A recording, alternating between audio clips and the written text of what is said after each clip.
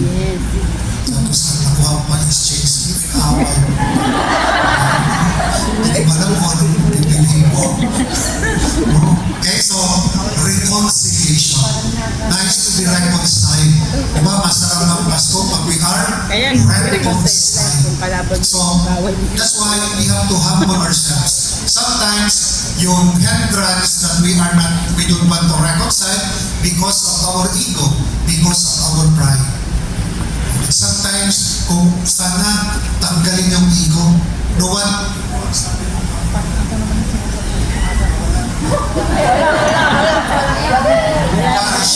yung Paris na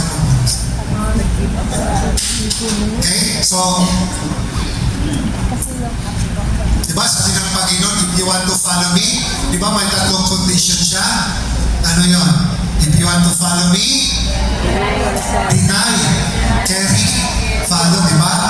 So, pag sumunod, i-deny, wala ka ng self. Kasi ito palagi sinasabi sa community, pag nasa community ka, limutin mo yung sarili mo. Kasi sometimes, dahilan, nakaproblema ang community, divided ang community, dahil sa sarili. Pagtanggalin mo yung sarili mo, iisipin mo yung community mo.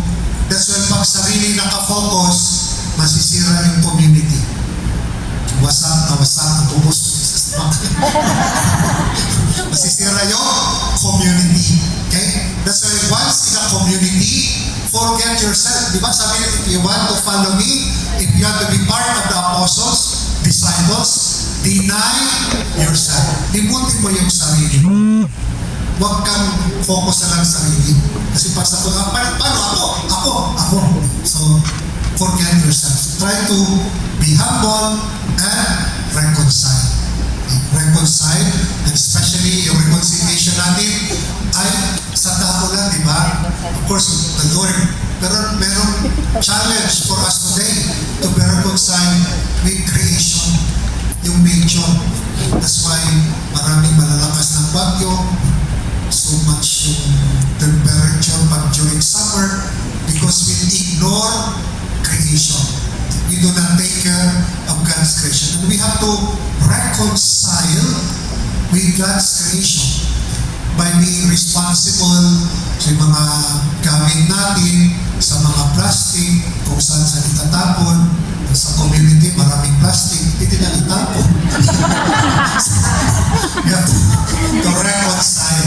Okay? So, reconciliation.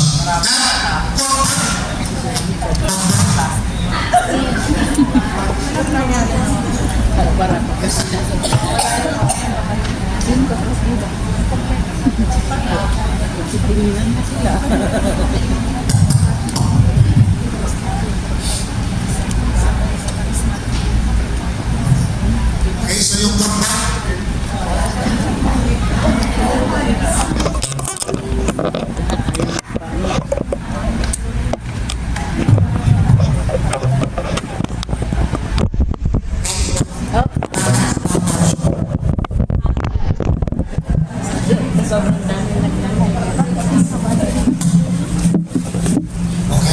so conversion, that is one way also, conversion to prepare.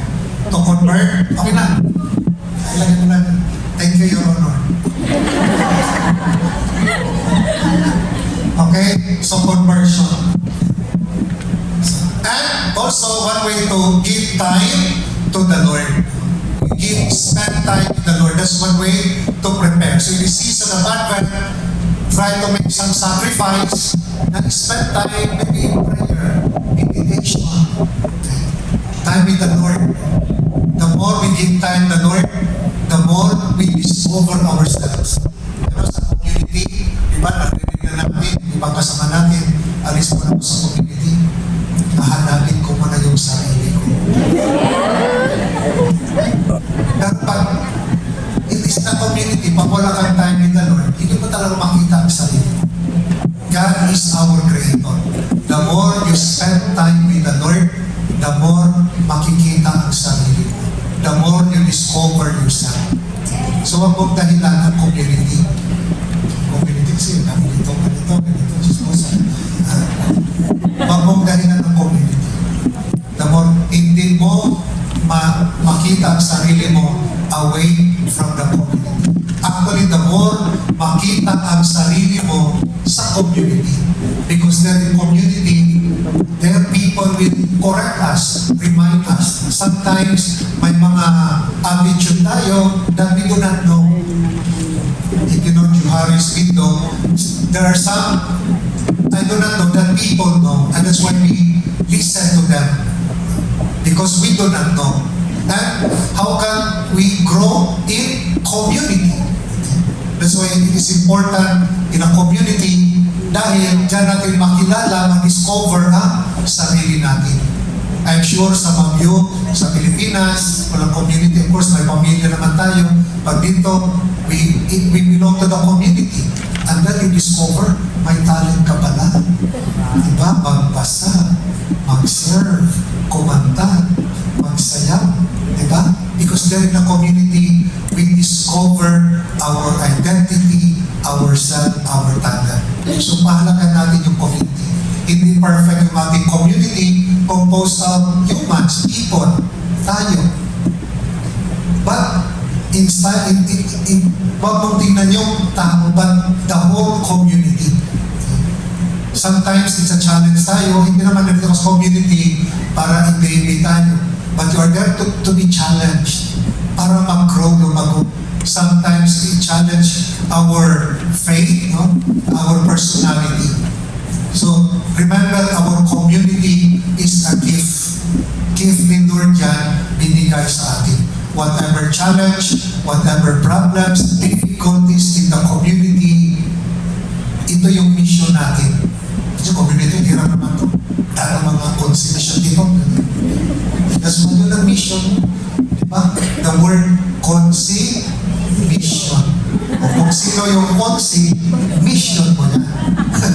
Okay? Okay? So, that's why sa pamilya, may mission, huwag mong talikuran. Dahil mission mo yan. Mission mo yan. Huwag mo siyang i-give up. Mahal ka mo. Okay? So, give time for the Lord. And also attend, of course, we attend Eucharistic celebration. But yung attendance, full participation. Some people, they attend Mass, physical lang, hindi spiritual, walang emotion, wala sa isip, nandun lang sa misa. Kumakanta na, Lord, kumakanta na, wala pa rin, ganyan lang. Bakit mo kaya? So, isa pa, palaging tingin sa, ano to? Naghihintay na siya to, magkabit na. Okay, so pag sa misa, we have to give our full participation. Okay? That's why once you enter the house of God, once you participate Mass, yung oras mo belongs to God. Hindi na yan sa'yo. That's why after the Mass, parang pagod na tapos walang nangyari dahil you did not give yourself to the Lord. Pag ibigay mo yung sarili mo kay Lord, the Lord will empower you. The Lord will give you strength. Dahil hindi mo binigay, parang walang meaning. Ganun din. That's why if you really attend fully the Eucharistic celebration, it becomes meaningful. So every time you attend Mass, pray, Lord, help me. Although may mga inisip mo, Lord, mangamba, may mga takot, may problema, Lord, sana pagdating sa misa, Lord, I can focus, Lord, para matanggap ko yung grasya, Lord. Pray, ipaglasaan nyo. Hindi ba nga, sa misa, maaga nga, ganun naman nag-pray, nagsiselfon, ganun. Pag sa misa, limutin na yung forget the world, forget yung maano na sa isip mo, but think of the goodness of the Lord. Ang inisip natin, problema, hindi natin inisip ang kabutihan ng Panginoon. Hindi natin inisip that the Lord is powerful. That's why after Mass, walang power. Kasi inisip problema. Sila ng greeter doon sa welcome. Wala, para kang robot. Okay? So, full participation pag nasa Eucharistic Eucharistic celebration sa Mass. Give your mind, your heart, your soul, your strength. Focus ka doon sa Mass. Okay? And sabi nga dito, that mission is a gift from God, who is very generous God, being a lover, wants to share that love with us, and we in turn share that love with other people. That, part of our preparation actually to bring us, to lead us for a mission. So naghahanda tayo ng Advent, hindi lang pag tinanggap natin si Lord, kasi pag tinanggap natin siya, hindi lang tinanggap. May mission din tayo, i-share ang Diyos sa iba. Naintindihan? Okay? So we prepare, we receive Jesus, at pag tinanggap natin si Lord, gagamitin tayo ni Lord para mag-mission, to share the love of God to others. Okay? That is one fruit ng ating paghahanda. So when there is conversion of ourselves, we become an agent of hope. Okay? So kung may pagbabago sa buhay natin, dahil nabago tayo nakaranas ng pag-asa.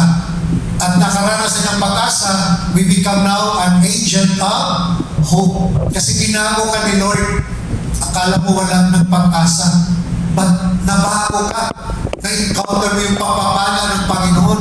And now you become an agent of hope.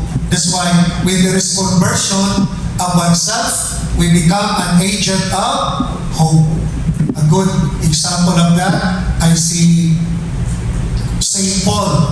Diba? Kilala niyo si St. Paul, persecutor. Pero yung na-encounter niya ang Panginoon, na-convert siya, St. Paul now became an agent of hope.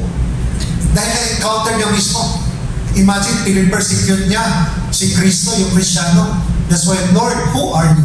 I am Jesus, whom you are persecuting. Na-persecute niya, no? Nabago siya, na-convert, and now St. Paul become an agent of hope. Pag may pagbabago din sa atin, tayo rin ay maging instrumento to become an agent of hope. We become an agent of hope.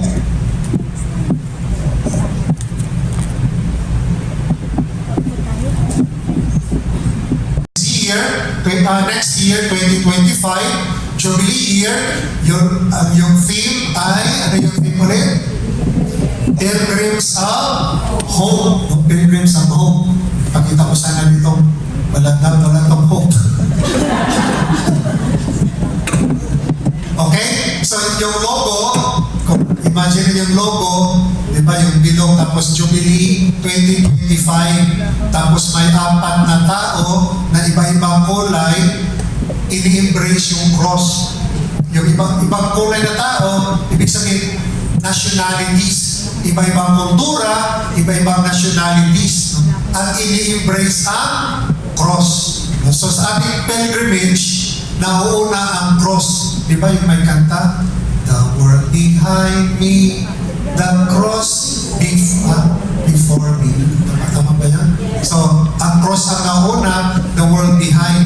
Okay? Pero ang cross, may angkla siya, naka-angkla, rooted. Ibig sabihin sa ating pilgrimage, sa ating paglalakbay, rooted tayo sa Panginoon, sa kanyang passion, death, and resurrection.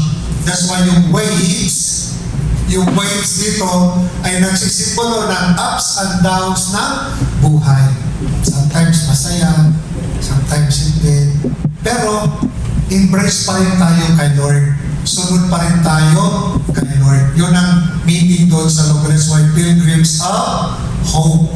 So, the theme of the Jubilee is Pilgrims of Hope, as the Pope calling on all Catholics to renew in the hope of Christ, using St. Paul the Apostle, the guide, yung kanyang St. Paul, Romans chapter 5, verse 5. Hope does not disappoint, because the love of God has been poured out into our hearts by the Holy Spirit who was given to me.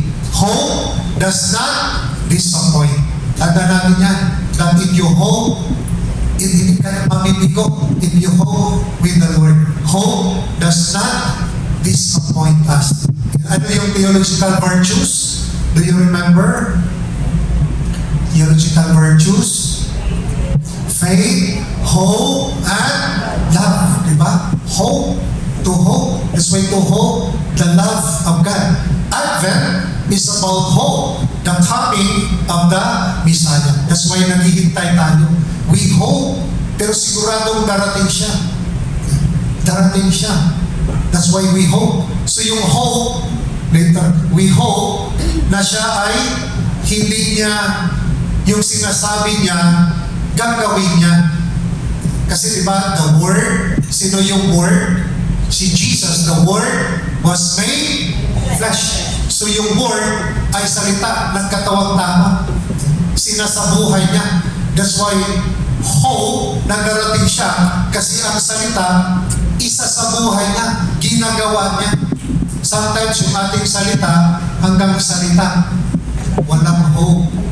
Salita lang yan, wala naman yan. Ganyan lang naman yan. So, pero yung kanyang salita ay ginagawa, naging flesh, naging katawang tao. That's why the Word was made flesh. At ito yung hamon. That's why we give hope by in flesh, to give flesh ng ating pananampalataya. And hope is rooted in the promise. At ano yung promise? Why we hope? Because of the promise of the Old Testament, yung mga propeta. The promise, Isaiah, di ba? Promise na Isaiah, therefore the Lord Himself will give you a sign. Behold, the virgin shall conceive and bear a son, and shall call his name, ano raw? Emmanuel. So it was in the Old Testament, Isaiah prophesied. That's why virgin birth. Walang yung matas at virgin birth, yung kapanganakan ng Panginoon. Emmanuel, meaning God with us, kasama na natin ang Panginoon. That's why we hope, di ba magandang hope, na kasama na natin ang Panginoon in our journey. The Lord will accompany us. Pero bakit, Father, wala? Dami kong problema. Bakit wala si Lord? The Lord will never abandon us. But sometimes, we thought because of the problems, we make a conclusion na iiwanan tayo ni Lord. Hindi ka iiwanan ni Lord. Sabi mo sa katabi mo, hindi ka iiwanan ni Lord. At sabihin mo sa kanya, huwag mo siyang iiwanan. Okay? So hope is anchored of the promise of the prophets. Hope, nakaangkla ang hope natin, nakaangkla sa pangako ng mga propeta. Hope anchored in the promise of the prophets. We hope because it is written in the Word of God. Sinabi ni Lord, salita na yan. Pag nagsasabi ang Panginoon, tutuparin niya. Pag sinasabi niya, iligtas ka, patawarin ka, tutuparin niya. Ang challenge sa atin, lumapit tayo sa Kanya. So hope is anchored written, no? In the Word of God. Ang sinasabi ni Lord, hindi lang sinasabi niya tapos babawiin. Tutuparin niya ang sinasabi niya. Na minahal tayo. Tinutupad niya yung crucifixion. That is the expression na minahal niya tayo. At maraming in the Word of God, the story ng pagmamahal, maski nawala tayo, hinana pa rin tayo. The story of the prodigal son. Diba? Tinanggap pa rin. Imagine yung the story of the prodigal son, kalahati ng, kasi dalawang magkapatid, kalahati binigay. Pero ginawa ng anak, saan pumunta? Hinustay. Lahat, ubos. Yung naubos na, wala ng pera. Sabi kanya, babalik na lang siya. Maski tatanggapin hindi lang anak, mas isa sa mga alipin. Isa sa mga alipin. Pero pagbalik niya, yung tatay niya, tinanggap pa rin bilang anak. Maski lumatay ka, Lord, nagkasala, pagbalik natin, anak pa rin tayo ni Lord. Hindi ka iiwanan ni Lord. Maski anong nakaraan mo, pag bumalik ka kay Lord, tatanggapin tayo ni Lord. That's why, go for the sacrament of confession. Then, we experience the mercy of God. Sa kabila ng nakaraan, mahal ka pa rin ni Lord. Amen? Amen. So, yung buong Jeremiah, di ba? For I know the plans I have for you, declares the Lord. The plans for welfare, not for evil, to give you a future and a hope. And that is the plano ng Diyos. May hope. May, di ba tayo, in a human understanding, no? Experience natin, nandito tayo sa Hong Kong. Para saan to nandito tayo? Para sa pamilya, di ba? Hindi naman ito para sa sarili natin. Nandito tayo to give them future, to give them hope. Okay? That's why nag-sacrifice si nanay, maski sinisigawan ng amo, haya pa rin ang haya. Somehow, nandun yung hope dahil sa pamilya. Kung tanggalin mo yung pamilya, baka lahat tayo umuwi na, no? But because of the family, parang yun ang lakas mo. Ang lakas natin. And that is why it is a challenge for us to value our family. At sana naman sila rin to value yung mga sakripisyo natin. At sometimes, ang masakit lang ang tingin sa inyo para na kayo ATM, ma, may hingi ma, assignment ma, si mama naman, kahit pagmamahal si padala, gusto naman padala, utang. But sometimes we need also to tell them na hindi madaling anak dito. So, kung nagsakripisyo ka na, magsakripisyo kayo. Sa Christmas, ang sarap ng pagkain. O, si nanay na magbili kayo mga mo, ganyan si nanay, pero pag Christmas, si nanay, noodles na.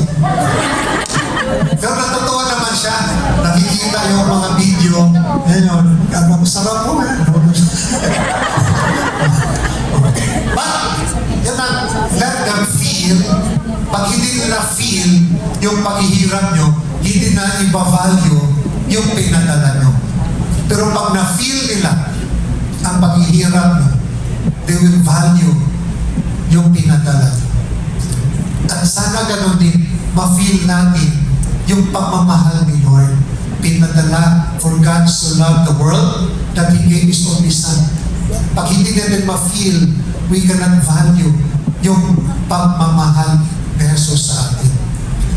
That's why prayer is important, meditation in order to feel, to experience the love of God.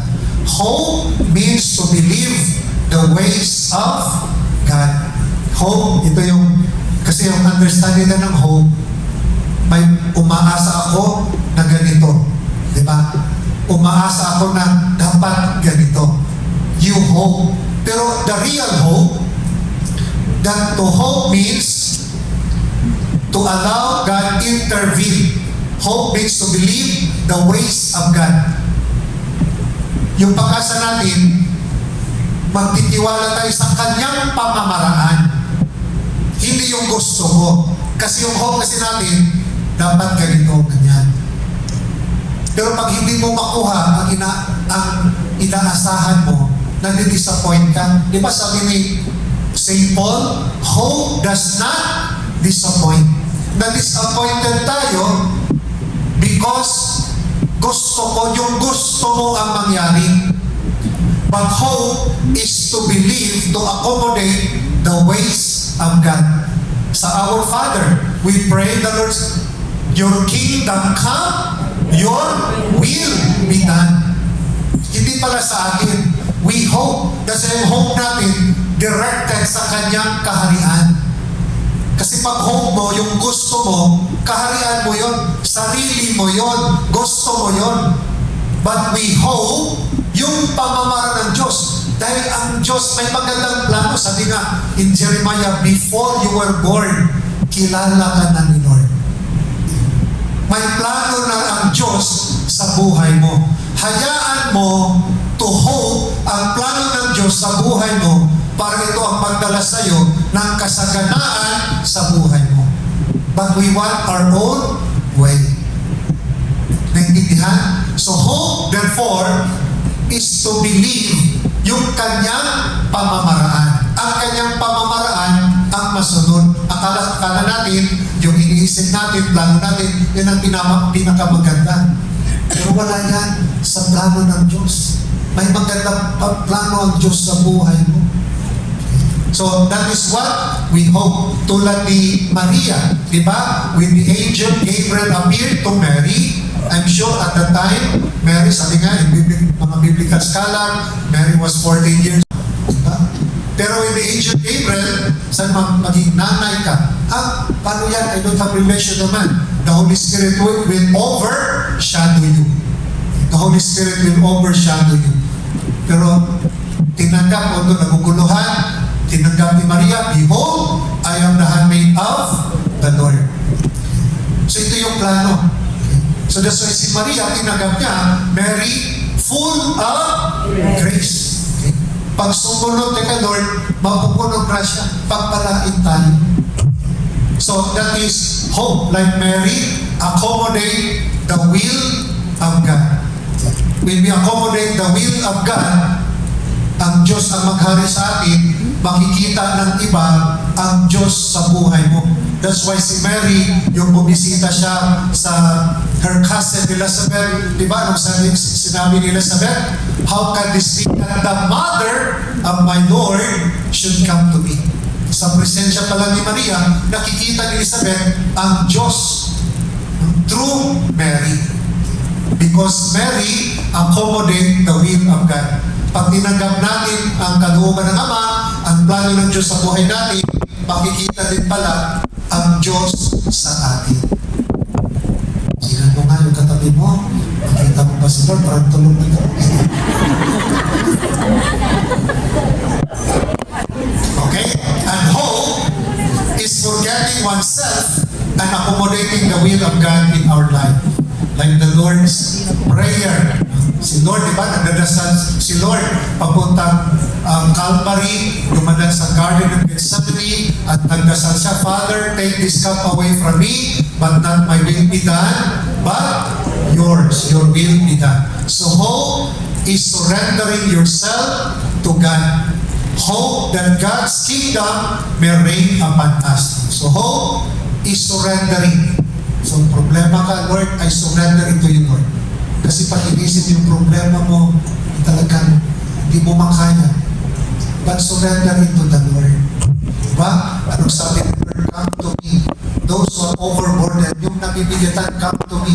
And I will give you rest. Hindi pa rest in peace. I will give you rest. Okay? So, ibig sabihin, pag nabigatan ka na problema, lapitan mo si Lord. Kasi nung pag na-problema yung iba, hindi si Lord din lapitan. Serno, sabi kay Red Horse. O kung ano-ano. Wala pa rin yun. Pag may problema, lapitan mo, puntahan mo si Lord. Yun ang pangako niya. I will give you comfort. I will give you rest.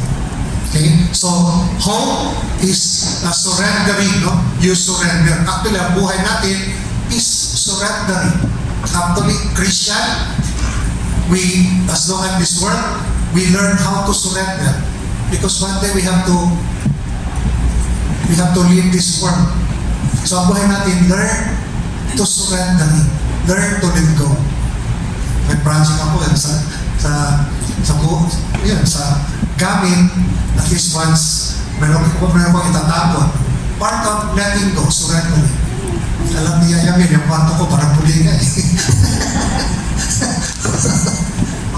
So, sa sumunod ko, may mga bagay na parang i-let go, i-surrender. Parang although it's mga object, but it will help also in our spirituality. Day by day, learn to surrender. For example, pag meron kang galit, i-surrender mo. Pag may kagalit sa'yo, i-surrender, Lord. Galit mo, I surrender to Lord. Pag may gamit ka, for example, importante sa'yo, you surrender. I-let go. Kasi buhay natin Kristyano is a life of letting go. The more you let go, the more na maging malaya tayo. The more hindi mo i-let go yun, mahirapan ka naman. Asawa yun. So, i-let go mo na yan. So, the more we let go, the more na malaya ka. Naranasan ko nga, one time, nakalimutan ko yung phone. Ano? Punta nag-worry, but later on, parang masaya pala. Kasi walang distraction, walang tawag. Wala. Father, punta ka ng hospital. Father, okay pala pag wala. The more you let, sabi nga, the more we let go, whatever yung mga nakaraan, the more ka malaya.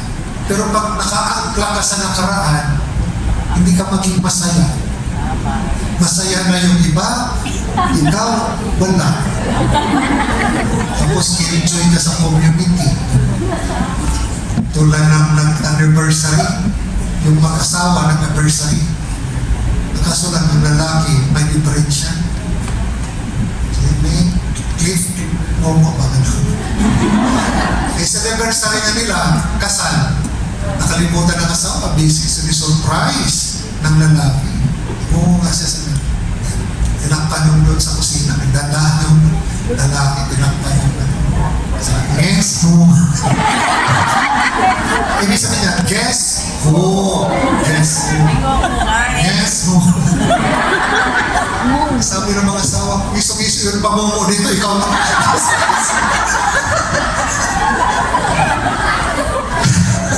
Pero ang purpose naman ng lalaki, to give joy. Kasi anniversary nila, di ba, give joy. Pero ang babae ay give joy. Sa community, meron bang killjoy?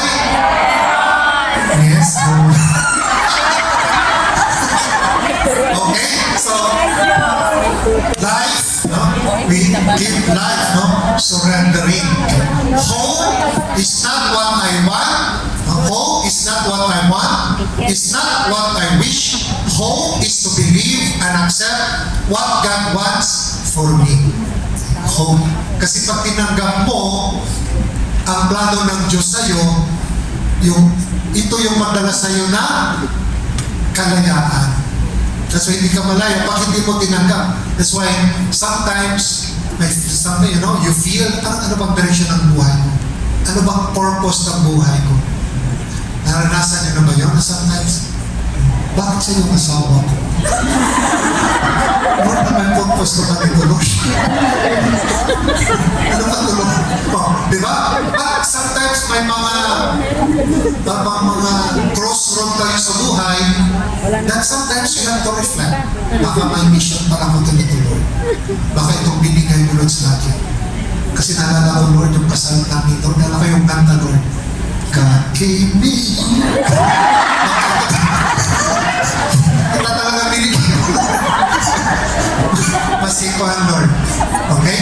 So, di ba, sometimes sa buhay natin, we encounter, parang mga, sabi nga, in psychology, parang existential vacuum. Para ba, bigla ka lang na, parang empty. Wala nang sense of meaning. Wala nang sense of direction. Wala nang buhay. At ito ay nagpalala sa atin. That we just go back to the Lord. Siya yung creator natin. Siya yung architect natin. Kung anong nangyari sa buhay natin, pupunta sa creator natin. Diba? Pag cellphone mo, Samsung, nasira. Saan mo dalhin? Samsung. Kung ang buhay mo, because you are created by God, pag mayroon ka problema, saan ka pupunta? Kay Lord. Diba? Huwag kung saan. Tulad ng bata, ma, may assignment kami, ma. Ano? Anong assignment nyo? Yung mama naman, hindi nagsisimba. Ba yung origin daw ng tao? Original. Ay anak, galing tayo ng unggoy.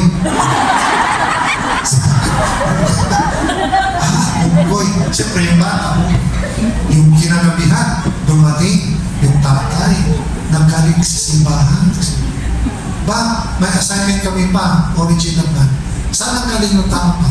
Anak, galing tayo ng Diyos. Pero sabi ni Mama, galing sa ulo. Sabi ng tatay, anak, mother side yun. Mother side kayo? Okay? So, kung anong nasira ng buhay mo, lapitan mo si Lord. Pag may problema, unahin mo si Lord. At pag Lord, sana Lord, magpadala ka ng tao makatulong sa akin. Alam mo, magpadala yan si Lord sa iyo.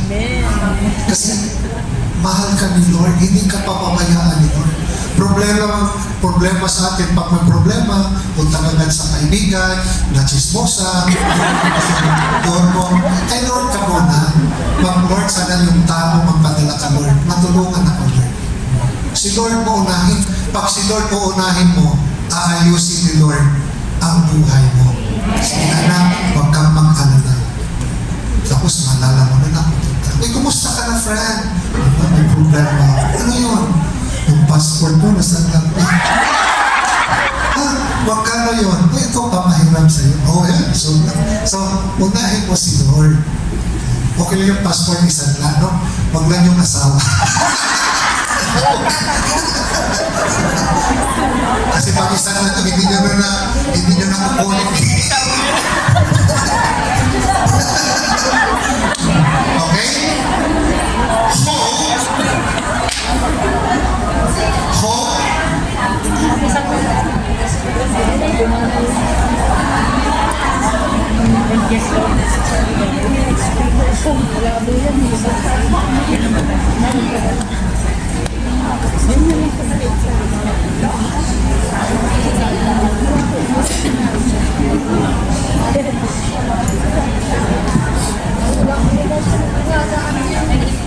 So hope is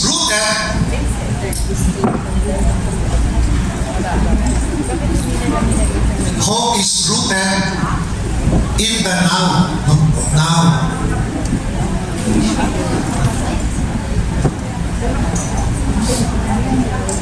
Hope is rooted in the now. Ibig sabihin, we hope, but yung inisip natin, now. Hindi ibig sabihin na wala ka nang ginagawa ngayon. Hope ka na lang. Hope, gagaling ako. Pero may gagawin ka. You do your part. Hope, yung anak mo, hope mo. Pero walang ginagawa. That's why hope ay nakaangkla is rooted also in the now. Ngayon. That is Christian hope. Hindi lang yan naghihintay ka, wala kang ginagawa. Anyway, may langit. Hintay ka lang. Wala kang ginawa sa mundo. Hindi ka nag-mission, hindi ka nagsisipa, hindi ka tumutulog sa mga nangangailangan, basta I hope ang pagdating doon. But, sabi nga, rooted in the now. Ibig sabihin, meron tayong gagawin. We do our part. That's why, yung Christmas, si Jesus, ang Diyos, ay ginagamit pa rin si Maria, si participated sa plano ng Diyos. Di ba Diyos naman yun? Pwede naman sa'yo ipadala yung anak. Pero bakit gumamit pa ang Diyos ng tao? Kasi ang kaligtasan, we need pa to participate. God will save us, but we have to participate sa plano ng Diyos. Hindi lang in a way, God will save me. You have to participate. You do your part. So human, like Mary participate to save humanity. What if Mary did not participate? Walang kaligtasan. That's why she participated the plan of God. So, like our salvation, we have to participate. We do our part. Jeremiah, for I know the plans I have for you, declares the Lord, plans for welfare and not for evil, to give you a future and hope. Hope of God's kingdom, that we become an agent of His kingdom. We hope for that kingdom. So live, because there is a kingdom, we live the values of the kingdom of God, so that we become an agent of His kingdom. Yan ang emphasize last, yung Christ the King, about the kingdom. So we have to live the values attributes of God so that we become an agent of His kingdom. We are called to be also a reflection of the kingdom of God. Kaharian ng Diyos. At ang kaharian ng Diyos, remember, hope is rooted in the now. So ang kaharian ng Diyos, hindi lang na yung darating pa. But we can build the kingdom of God in the now. Jesus and His disciples, the kingdom of God is in you. So maging agent, tinawag tayo ng Diyos to become an agent of His kingdom. So with the family, community, may pamamahalan, reconciliation, peace, pagkakaisa, that is the reflection of the kingdom. Hindi ka lang maghintay rin, hindi ako ng kingdom of God.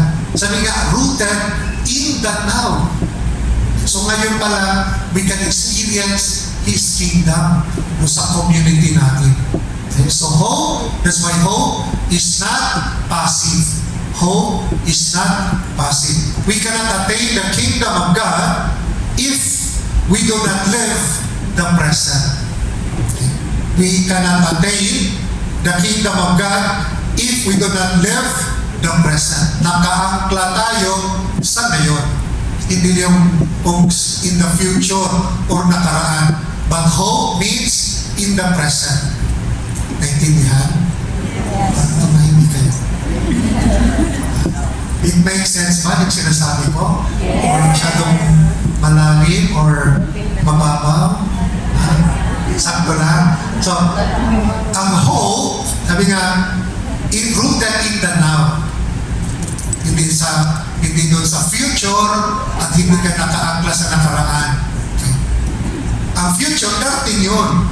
It will come. But we hope now. Hindi ka lang, ay, darating naman yung mamaya na ako mag-action. Ngayon, we have to do our part. Action na. Habang nabubuhay, may action na. Kasi we pray, ang kingdom dapat maghari din in our family. Ang kingdom, hindi lang siya territorial, hindi siya geographical or lugar, place, but it is a state of being one united. That is the kingdom of God. Naintindihan? So hindi siya, saan ba yung, di ba? Saan ba yung kingdom ng mga Arab? Di ba? Place. Pero ang kingdom of God, beyond the place, beyond geographical. Sabi, it is now, ngayon. So kung nagmamahalan, when there is love, compassion, peace in our community, that is the presence of the kingdom of God. When there is healing, restoration, that is the presence of God's kingdom. Ibig sabihin, yung imposible, naging posible, that is the word of God, the kingdom of God. Diba? Palaging sinasabi, the kingdom of God reigns among you. Kung mangyari, when the lame were able to walk, the blind were able to see, that is the presence of the kingdom of God. Parang may restoration. So ang kingdom of God pala, parang may pagbabago. May pagbabago ng buhay. That is the presence of the kingdom of God. Binago ka. Binago ka na, bilog ka ngayon sa Kanya. So that is the expression of God's kingdom. And in order to to live the kingdom of God, then we have to face our reality in life. Whatever yung reality natin ngayon, we have to face it. Hindi natin takasan. The more we avoid yung mga problema natin, the more na parang namilago tayo. The more na hindi tayo malaya. But the more harapin mo, may mga pagsubok, trials, difficulties, but ito ang magbigay sa atin ng kalayaan. Harapin mo. Sa community, may problema, harapin. Pag doon, parang marinig na lang natin na sa kabila. Tapos mag-accepta pa yun, ha? Ganun kasama ko sa community, hindi man sinabi sa amin. Bakit yan sa'yo? Kasi tayo mga Pilipino, takot. Ayaw sabihin, harap-harapan. Gusto lang doon, pag sa kabila, no? Talagang sasabihin natin with full emotion, dinagdagan pa yan. Pero pagkaharap mo, wala namang sinabi. dapat ang tunay na Kristiyano is the one who have the courage, the strength to face reality. My confession, no? My confession. Okay, so, my priest, dalawa, okay. So, they spend time to go to confession, no? So, before I proceed, so confession, yung level number 1, yung contrition, pinagsisihan natin yung kasalanan. Okay? And we go to confess, we confess after matanggap yung absolution, at yung absolution, meron kang consolation. No? Kasi, so yung confession natin, no, may mga naman, sabihin mo, sign of the cross, Father, forgive me for I've sinned my last confession last year. Ito po yung kasalanan ko, Fathers. These are my sins. Yan. 1, 2. No need to explain. Kasi yung iba natatakot, akala na i-explain. Sabihin mo lang, Father, I steal, I lie, I cheat. Kung tanongin ka ni Father, di sagutin mo. Ba't sabihin mo lang kay Father, I cheat? Kasi Father, yung asawa ko. Huwag mo na. Kasalanan na yun. Okay? So, just naintindihan. Kasi yung iba natatakot to go to the sacrament of confession. Akala nila, kailangan explain. Sabihin mo, I lie, I steal. Father, I miss masses no 4 Sundays. Why? Father, I kuskus. No. So, you just mention yung kasalanan mo. In the first place, pinagsisihan mo na yun. Kasi pumunta ka na doon to confess, to receive the absolution. Because Jesus said to His disciples, receive the Holy Spirit. Whose sins you forgiven are forgiven them. Whose sins you retain are retained. Okay? So just, pinagsisihan mo na, go to the sacrament of confession, ito kasalanan ko, the minister will ask us, di sabihin mo, anong nasunod? So after that, the priest will give admonition. Parang, hindi naman count yung admonition. I-admonish tayo para maituwid yung buhay natin. At bigyan tayo na penance. Penance, pray the Holy Rosary today. Gagawin mo yan.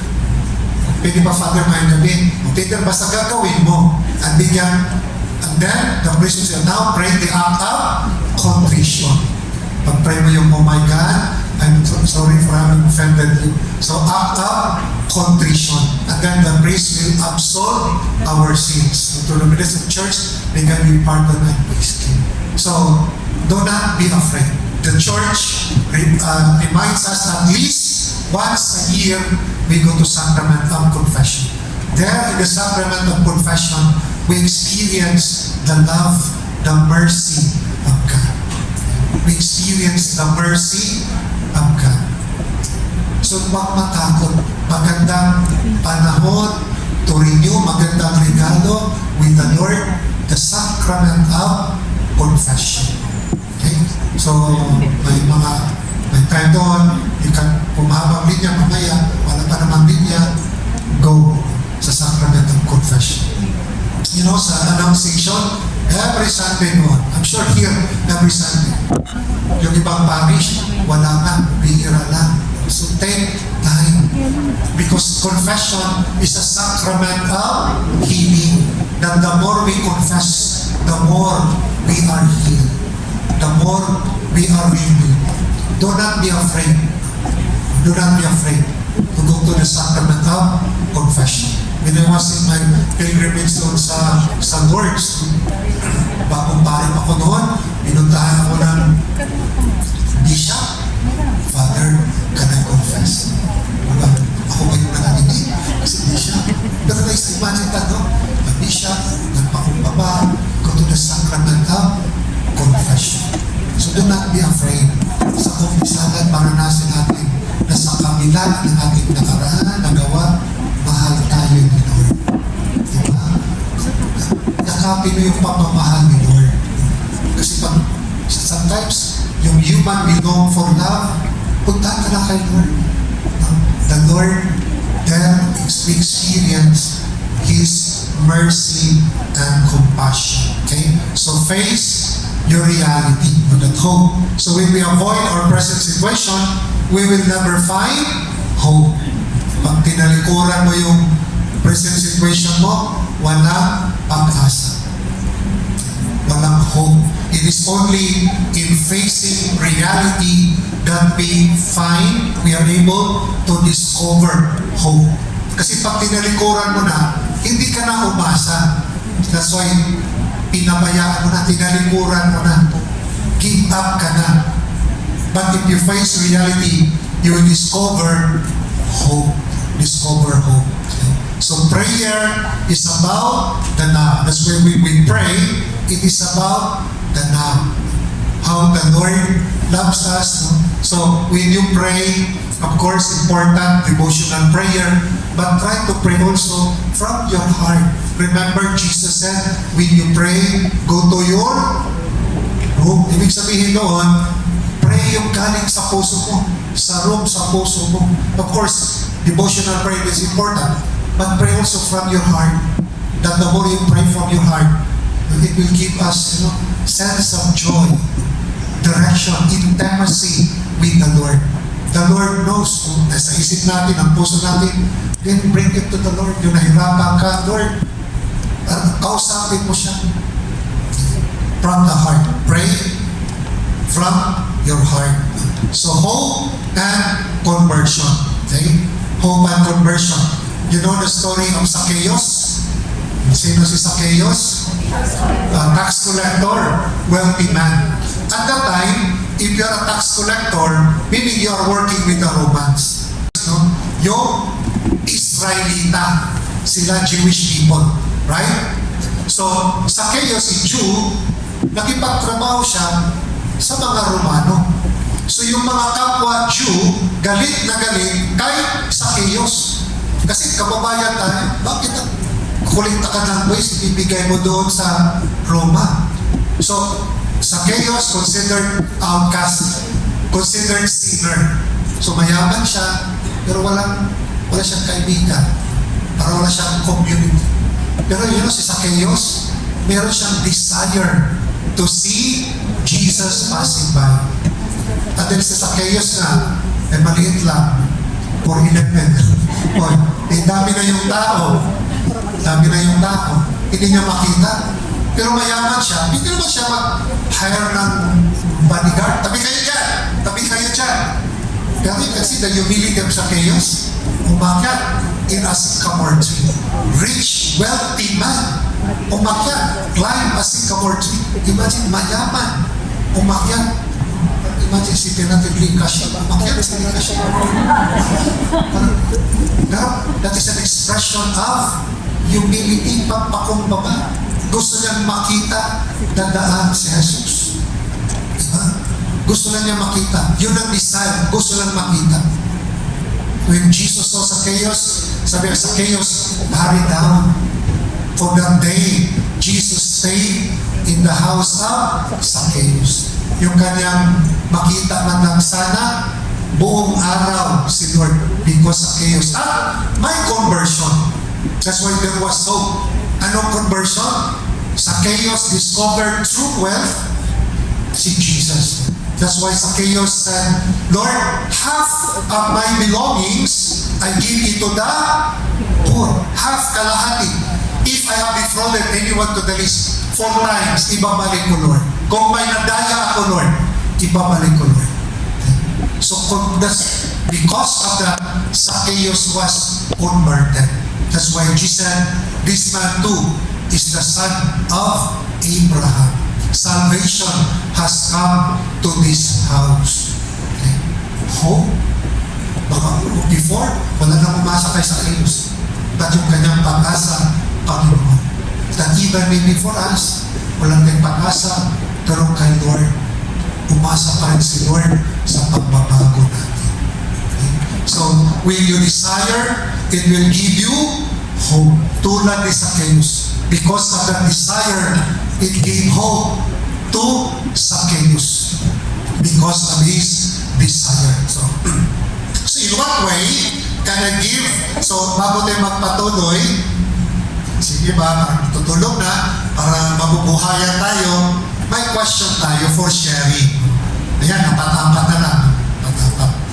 Yung tanong, in what way can I give hope in my community? In what way? Sa anong pamamaraan na ako'y tagapagbigay ng pag-asa sa pamayanan sa aking community? In what way? How can I be of hope to the community? Naintindihan? Hello? Naintindihan ba? In what way can I give hope? Paano ko ba magbigay ng hope sa community ko? Mas yung community ko, marami nag-aaway, talagang divided. In what way can I give hope? Or in what way can I give hope sa community? Sa pag-serve? In what way? Para sa iyo, ano bang maibigay mo to give hope sa community? Naintindihan yung question? Okay, so mag-sharing muna tayo para ayusin ito ni JR yung ating PowerPoint. Okay, so mag-share. Kahit na hindi umihina. So sana we can be hope by our service, our full cooperation, participation in our community. That's why we are called to be, each one of us can be an agent of hope. Lahat tayo. We are called to be an agent of hope. Listening to our sisters, we can be of hope, accompanying them. One of our volunteers sa pastoral, and then nilapitan niya siya doon sa worldwide ng kababayan natin. Mister, samahan mo naman ako. Saan? Kasi pupunta ng hospital, kasi may cancer patient. Sinamahan lang siya doon. Somehow we can be at home. Sometimes we give time to our kababayan. Pero sometimes we try to ignore them. Nagtatanong lang, sister, Pilipina ba? Hindi.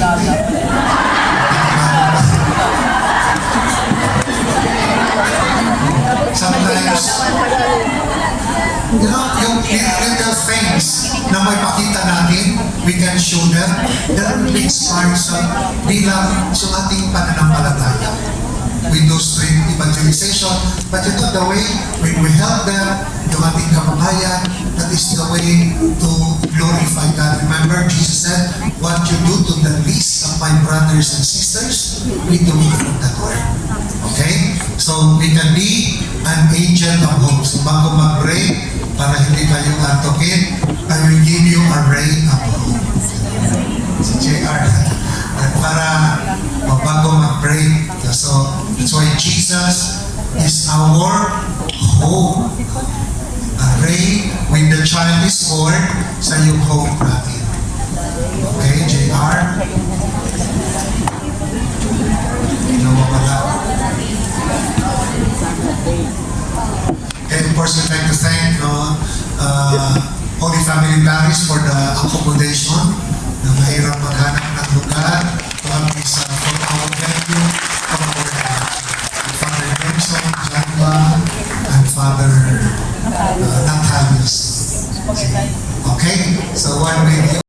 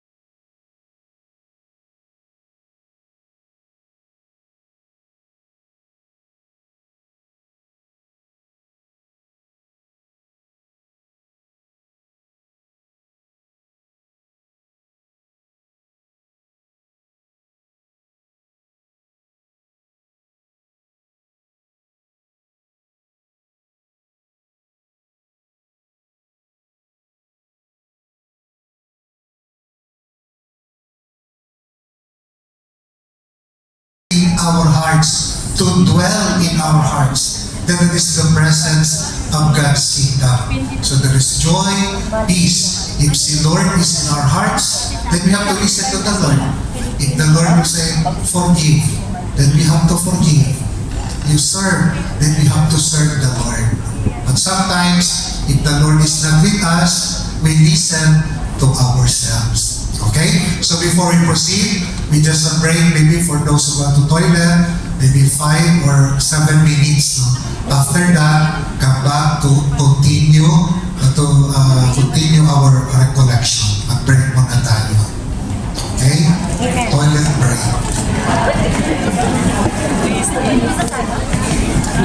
Tawag yung kanyang alipin. Ibigyan mo ng sing-sing sandal. At bago pa nga si Willie, sabi ng tatay, bigyan mo ng jacket ka. Bigyan mo ng jacket. So binigyan, no? And then, not only that, there was a feast. Nagpapatay ng baka at nagtugtugan pa sa yaman. There was a celebration. That's why confession is a celebration. Remember, when one repents, the angels in heaven are rejoicing. Pag nagsisi ka, bumalik ka, merong celebration sa kalangitan. Okay? So there was a celebration, and then kantahan, sayawan, and then yung panganay saan ang galing? Sa bukid. Sa bukid, nag-overtime. Di ba? Nag-overtime, pagod na pagod yung narinig niya. There was singing, no? Kantahan, sayawan. Pumasok siya? Hindi. Parang, bakit? Ako, nagtatrabaho. Walang tapos ito, nilusta yung pera mo. Bakit ngayon? Nagsiselebrate ka pa. And the father said, son, he was dead, but now alive. Come, hindi siya sumakang, anak, dito ka na. Ayoko. Ayaw talaga niya, anak. Mag-join ka, tingnan mo yung mga tao. Nagsasayawa na. Ang puso mo. O nagsasayawa na na. Pero ayaw talaga niya. Okay? That's why actually, if you read that, the story of the prodigal son, parang wala conclusion. Di ba hindi natin alam kung pumasok na yung panganay or umalis. Para pag sinabi ng writer, he said, look, ano kaya sa tingin niyo? Pumasok kaya siya doon? Or umalis na lang, ayaw makiselebrate? Ano kaya sa tingin niyo? Bakit? Wala naman sinabi doon. Bakit nga? Bakit pumasok? Kasi sinabi ng of the time you are always... Bakit? Kasi masunurin siya, di ba? Sabi nga, for all my life, hindi kita sinuway. Pero okay, sabi nga, baka pumasok din yun. Kung nagtampo lang siya. Sana gano'n din sa community natin. Di ba? May tampuhan. At sana makasi, bakit nandito naman yan? Yan. Yan. But we have to welcome. Our church must be a welcoming church. Remember, church is home for all migrants. Dapat sa simbahan, komportable tayo. That is our home. Okay? That's why our attitude to one another should be welcoming. We welcome our brothers and sisters. Sometimes, especially for the new one, no, mga baguhan, kasi na feel ng welcome, hindi na bumabalik. Ayaw ko dyan. Maisip ba? But if you're welcome, ganda pala doon sa Holy Family Is it welcome? Sila, good morning, good afternoon, welcome. Yung isang nga, Father, nagkamali. Sabi niya, welcome to Jollibee. Okay? So we should be a welcoming community. But in our welcoming, when we welcome, ibig sabihin, we welcome the person, yung kanyang personality. Because along the way, we will discover our personality, our attitude. But the challenge on how we can welcome, we can accept one another. But again, our goal as we join the community for our sanctification, for our participation, for the mission of the church. So our attitude must be welcoming. No wonder some of our kababayan lumilipat na sa ibang community, simbahan, kasi feeling they belong, they welcome. But tayo, we just ignore them. So we try to be more welcoming. Parang babalik naman sila. What if the father was not welcoming? Do you think babalik yung anak? Manatili doon sa baboyan. But because the Father, God is merciful, that's why do not be afraid. Go to the sacrament of confession. In spite of our past, God will welcome us. Tatanggapin pa rin tayo ng Panginoon. Maging sino ka man. God will welcome us. Okay? So, the story of the prodigal son. So, there is hope when we humble ourselves and come back to God. There is hope. Pag bumalik ka sa Kanya, when we come to the Lord, when we return to the Lord, there is always hope. Huwag mong sabihin, because of my past, itong malaking kasalanan na gawa ko, bakit hindi ko tatanggapin ni Lord? No? Sabi nga, divine mercy. The mercy of God is like an ocean. Huwag kang matakot, huwag kang mahiya, lapit ka lang kay Lord. Tatanggapin ka niya. And that, when the Lord will embrace us, that hopefully would lead us also for our transformation. Kasi pag tinanggap ka ni Lord, dapat sundin mo ang pamamaraan Panginoon. Iiwanan na, we have to turn our backs from what is evil, from sinfulness. Okay? Pag tinanggap ka niya, ibig sabihin tinanggap ka, patuloy ka pa rin. Talikuran mo na, ang pamamaraan mo ngayon, kay Lord na. Tinanggap ka na niya. And then on our part, we do our part to live a life that is worthy to glorify God. A life that is pleasing to the Lord. Okay? So sometimes nagkamali na ng konti, but we should not give up. We continue.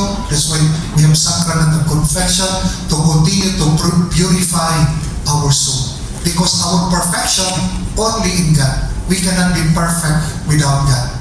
We cannot become whole. Hindi tayo mabuo away from God. Our wholeness is to be with God. Who is our Creator? God. Okay? Lumayo ka sa Panginoon, hindi ka mabuo. It is only to abide.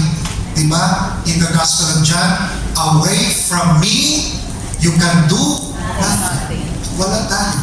It is only in abiding God that we become complete, we become whole.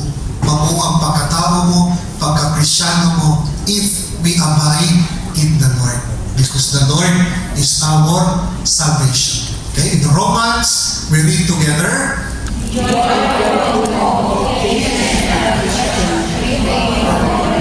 Be joyful in hope, because hope does not disappoint us. Tanda natin, hope does not disappoint us. So be joyful. Okay?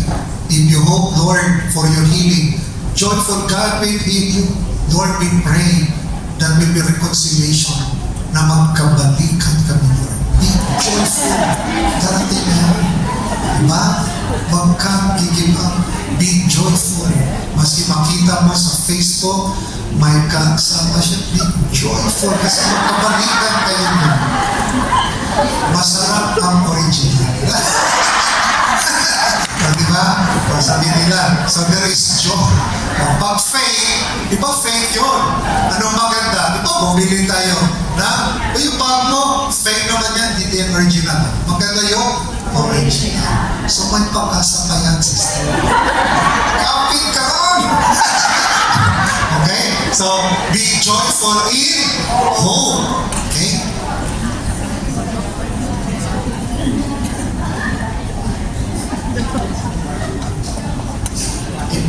Next. Hope is our joy as pilgrims. So, while we are on pilgrimage, we are joyful, hopeful pilgrims because we have our destination. And that destination, sabi nga, hope does not disappoint. So let us be hopeful, joyful pilgrims. So as we journey, there is joy. So the Christian is a joyful person. Are you joyful? Parang hindi. So Christian, how to be joyful? That's why when we give life, when we serve, we give joy to our brothers and sisters. The That's why we hope ang Kristiyano nagbibigay buhay. Hindi inaagaw ang may bahay. Hindi nagbibigay buhay. Kasi pag inagaw, nasisira ang buhay. So ang Kristiyano is give joy. Hopeful, always hopeful, joyful person as pilgrims. That's why Christian, we are filled with hope because the Lord will come. Our celebration, liturgical celebration, we remember Christmas every year, right? But the challenge to make Jesus dwell in our hearts because Jesus is our joy. Na siya yung maghari, siya yung number one. That's why we make Jesus in our hearts. Araw-araw ay Pasko. Diba? Masarap mag-Pasko sa Pilipinas. Okay? So Christians are filled with hope. So darating, so don't give up. Whatever yung plans, yung plano mo, problema, may hinaharap mo, be hopeful. Live up to the Lord. That's why we hope. Because hope does not disappoint. The Lord is true to His promise. Okay? So family gives us hope. That's why nandito, I'm sure, nandito tayo sa Hong Kong for the family. Walang nandito para sa kanyang sarili. We sacrifice for our family. Ganun kamahal yung pamilya, no? We sacrifice. And that's why imagine, si nanay nagsakripisyo para sa pamilya. Si tatay, sabong-sabong lang. reinforce lang. Pero imagine, hirap. And that's why parang iba-iba yung karanasan natin, experience, yung problema natin. That's why we have to support. Coming to the community, hindi mo alam yan. Baka pumunta yan, pero may problema sa pamilya, sa relationship. So, we have to be more welcoming, okay? To give joy, even in our community. Okay? So, we try to understand. Sometimes we make decision, yung lang nagawa niya kung dati, but you do not know the story for the past 6 days, ano yung naranasan niya, ano yung problema niya. But dahil yung pagkakamali niya, dahil hilaw yung kanin, galit na tayo. Walang takbon sa rice cooker. Gutom na gutom. Pero hindi pa na. At dahil doon, lalo siya na-depress. Okay? So we try to be more sensitive. Be more sensitive to our brothers. The family gives us hope. Of course, the origin of hope is God. But, of course, Filipino, rooted tayo, no? We give hope. Okay? Jesus, sayan. Yung scientist is sayan. See? Diba, nagtutokins, manicure, pedicure. They are still part of our church, that's simbahan. And we have to reach them out. And people, they are wounded. And sometimes we give them hope. No? That in their woundedness, may pag-asa, may solusyon. Okay? We give them hope as Christian. Okay? Okay, so hope. Okay? So that's why, diba, sa Pilipinas, diba, yung pagpasko, masaya pagkasama ang pamilya. So tatahin natin to, si JR, para maranasan natin yung Pasko sa maski malayo, but we are one family. Okay? So, pero pag Pasko, we always remember family. But we are a family of God. Ibig sabihin yung origin natin. We remember our origin. And our origin is God. So Christmas is about our Christian family. Christmas is not about our family. Ang pamilya, the family, reminds us our origin, right? But we have our true origin. Saan tayo nanggaling? Kay Lord. That we are children of God. Okay? So, that is our origin. That's why kinakanta ko. So, araw ng Pasko. So, one video yan. Panatin na. So, ayan, para iba nakatulog.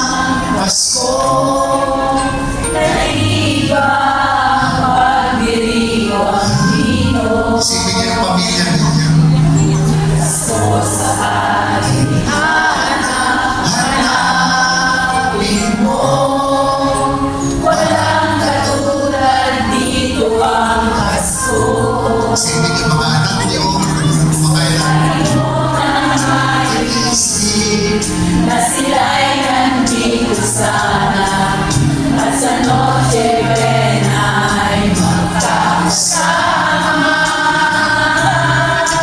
Ang Pasko ay kay saya kung kayo'y kapiling na. Sana pagsapit ng Pasko kayo'y naririto. Kahit pa malayo ka, kahit nasaan ka pa, maligayang bati para sa inyo sa araw ng Pasko. Sarap magkasama ang pamilya. Sa'y di mo makikita, hindi sa lalim ng bawat isa. Alam namin Hindi mo nais malayo, Pasko'y Pinoy pa rin sa ating puso. Lagi mo na maisip na sila'y nandito sana at sa Noche Buena ay magkakasama. Ang Pasko ay kay saya kung kayo'y kapiling na. Sana pagsapit ng Pasko kayo'y naririto.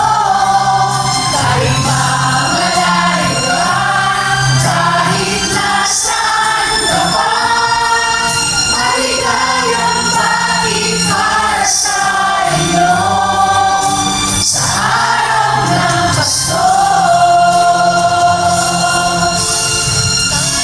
ngayong kalinga May simbang gabi, ang Christmas tree. ang Christmas tree. Okay, lahat. Ang Pasko ay kay saya kung kayo'y kapiling na. Mas maganda para sa pamilya. Pagsapit ng Pasko kayo'y naririto. Kahit pa malayo ka, kahit nasaan ka pa, maligayang bati para sa inyo sa araw ng Pasko ay saya. Kung kayo'y Kapiling na, sana pagsapit ng Pasko kayo'y naririto. Kahit pa malayo ka, kahit nasaan ka pa, maligayang bati para sa inyo sa araw ng Pasko.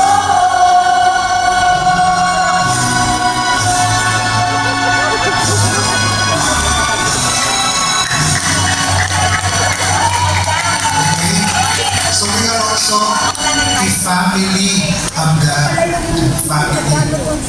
So sana that our celebration ng Pasko, it will inspire us to be one, to be united. Okay, so Christmas, remember, is about the Lord. So how to practice hope? Paano natin i-practice yung hope? Alam niyo ba paano i-practice? So, yung gamitin natin yung word na hope. H-O-P-E. Okay? So number one, aim for holiness. Yung H, holiness. Yung kabanalan. Sabi ni Mother Sabi ni Mother Teresa, basahin natin. Holiness that means to be it consists in neglecting the fire of duties and actions. It consists in neglecting following the will of God. So, holiness, sabi nga, hindi naman kailangan to do extraordinary. But, in a little way, we smile with our brothers and sisters. If we have problems, we can still smile. We can still give hope, joy. That is holiness, accepting the will of God. Lord, if this is your will, give me the strength. Okay? So that is holiness, ang kabanalan. That's why part of our holiness is to carry our duty, our cross.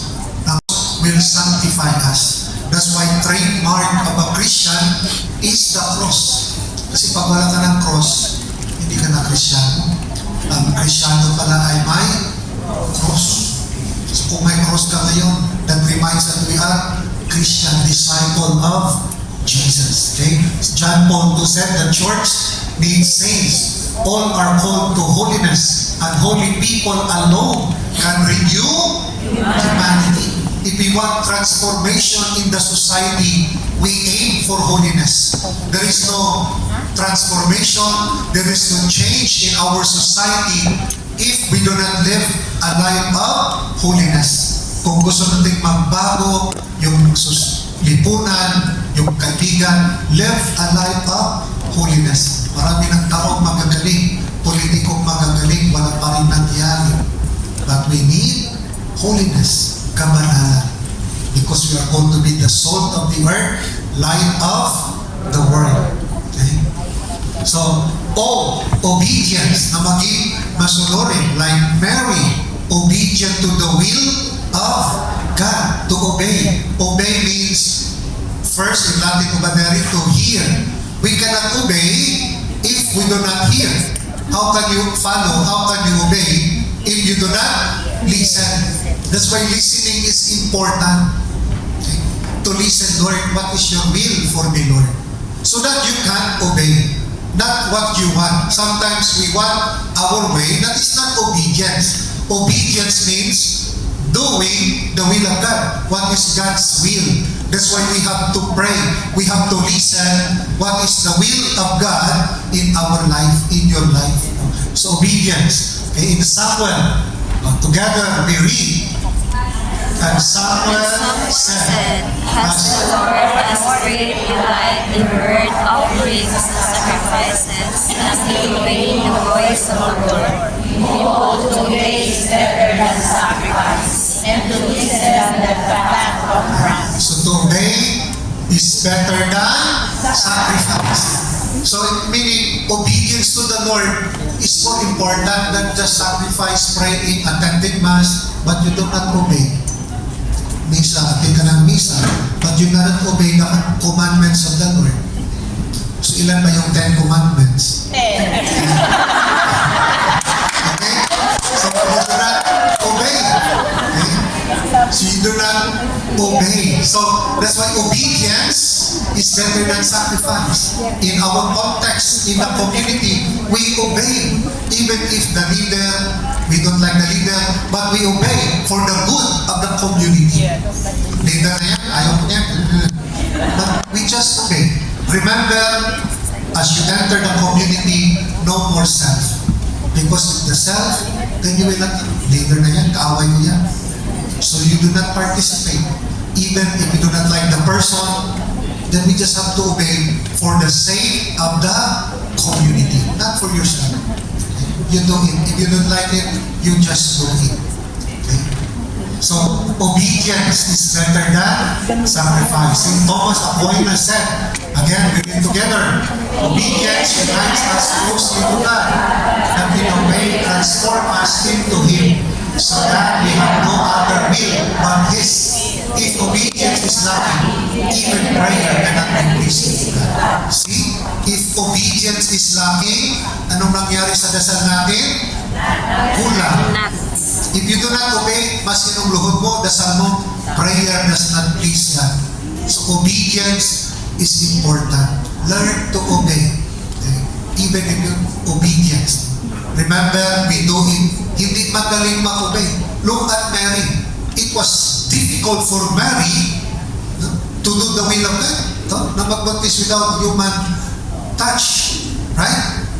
But Mary just obeyed. Okay?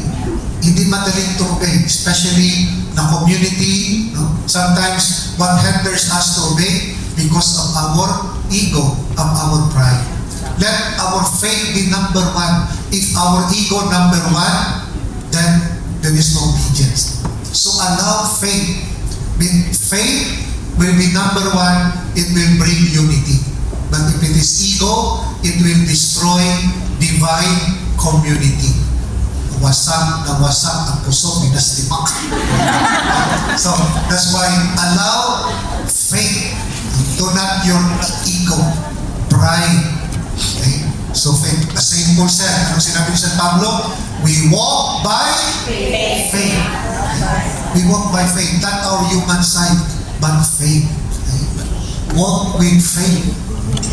Okay? So Mary modeled up obedience. Mary obeyed the will of the Father. Sabi niya, behold, I am the handmaid of the Lord. And B, prayer. So do not forget to pray always. Again, not just devotional, but our personal, heart-to-heart prayer. And pray also those, your family, your employer. Sometimes we just complain, but we do not pray. Ipag-pray mo rin. We complain our government leaders, but we do not pray for them. It is our Christian duty to pray for our leaders. Remember, St. Paul said, pray for your leaders. But tayo complain. Ang tanong, pinagdasal mo ba? Kristiyano ka? We have to pray. So pray for our leaders. Pray members. Lord, I pray for our leaders of community, Lord, that they will be more, understanding. Kasi nasaktan ko kanina, Lord, sinabi lang niya, Lord, kanina, makapal na yung lipstick.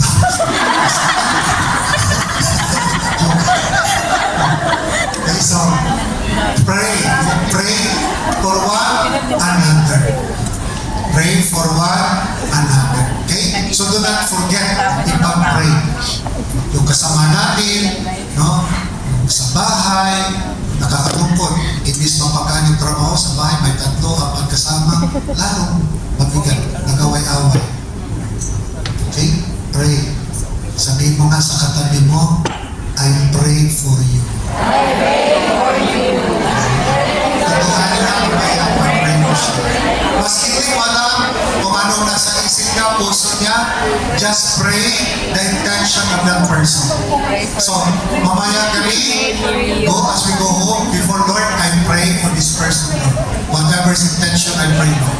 If our Father, I Mary, glory be. Pray for that person because prayer is power. And that prayer is power. Okay? So, Chronicles, if my people, ito yung kanta. Actually, it's biblical yung kanta. If my people, we together, we read, If my people are called by my name, humble themselves, and pray and seek my face, and turn from their wicked ways, then will hear from heaven, and will heal their sins. and heal their land. The power of prayer. Matthew, when you pray, do not heap up empty praises as the Gentiles. No? So go to your like them, for Father knows what you need. So prayer is about trust, surrendering, trusting the Lord. And last E, invigorate, energetic. Okay? So to hope is to invigorate one's journey. Invigorate before, nagkasama ng loob, but because of hope, ibalik natin ulit. Huwag lang sa'yo, may lamat. But hope, journey invigorate together. Okay? Di ba? Sana mabuti muli. Tawa si J.R. Hope invigorates one's direction, yung buhay natin. That as a community, we focus for our vision. Diba? In our community, we have vision. That this is our mission. Sometimes we are misled. We are away from the purpose that number one, we join the community for our holiness, to serve the community. But sometimes our community becomes more of socialization na, no more spiritual input. But we have to focus the reason why in our Christian community for our spiritual growth. That as we live a life of holiness, we can be an agent of transformation in the society. Okay? So hope, again, what is hope?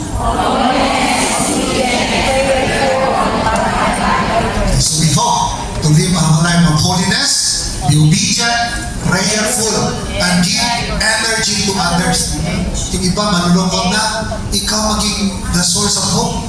Give energy to give life to our brothers and sisters. So, let us moments of silence and recall the things that prevents hinders us to hope. Now, before we end, just moments of silence with background music of JR. Moments of silence. Ano ba yung mga bagay that hinders me to hope? Parang naging hindrance. Balakid. Sabi ko ba ito? Balakid to hope. Okay, just a moment of silence before. Ask the Lord to give you the grace, the strength, not to give up hope, because hope does not disappoint. Do not give up.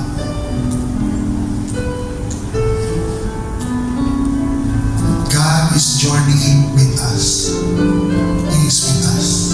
If God is with us, who can be against us?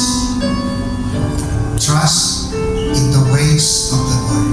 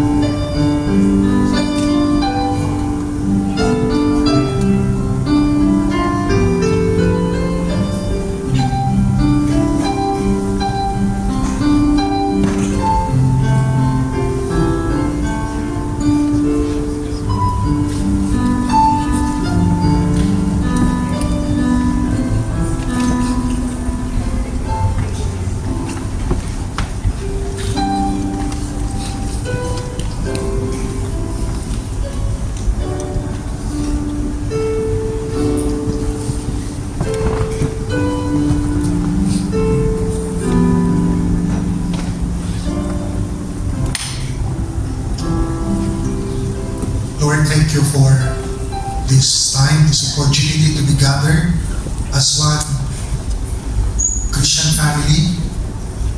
Lord, we lift up to you all our concern, troubles, plans, frustration.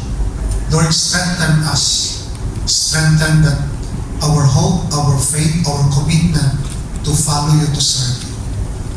Bless this gathering and bless each one of us, Lord, that as we encounter you, Lord, when we become also an agent of hope to our brothers and sisters, that through us, they may see light in us, they may see hope in us. And with the intercession of our Blessed Virgin Mary, to help us in our journey, to journey with us. Hail Mary, full of grace, the Lord is with you.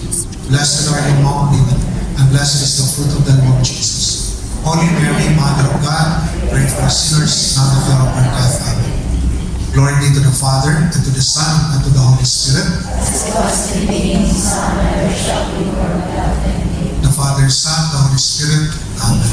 So let us journey, let us walk with hope. We are people who are pilgrims of hope. Okay? So,